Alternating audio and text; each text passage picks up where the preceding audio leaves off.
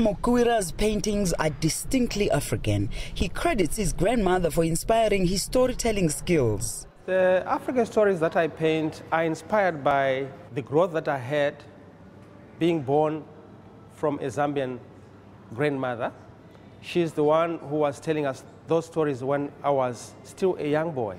So as I was growing, I started giving birth to the stories that she was telling me into visuals so that I could share with the world. So what I am now doing is actually taking those spiritual stories into visual now.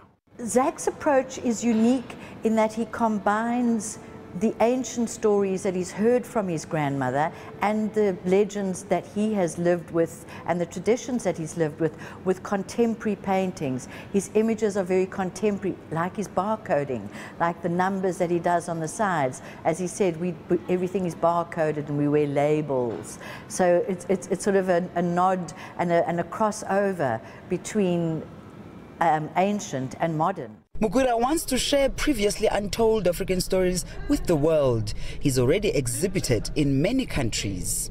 I had this passion to share these untold and then unheard stories, the African stories, because every day we leave our stories untold.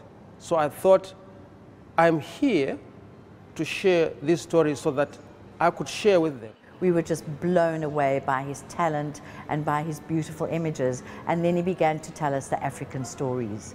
And they melted our hearts. And as Africans, we need to retain our stories. Our stories need to be told from our grandmothers. All of our stories need to be told. Mukwira's work has been commissioned by various galleries.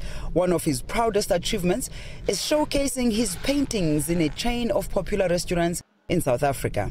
In year 2005, 2006, 2007, I also had the opportunity to meet the people at Nando's, and then they commissioned me to do some paintings for the restaurants.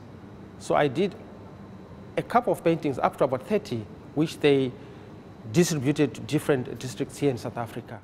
Mukwira is also giving back to the new community he calls home. He shares his drawing and painting skills with children with disabilities, volunteering at visual arts institutions for young people in Cape Town. Yolisa, Njamela, CGTN, Cape Town, South Africa.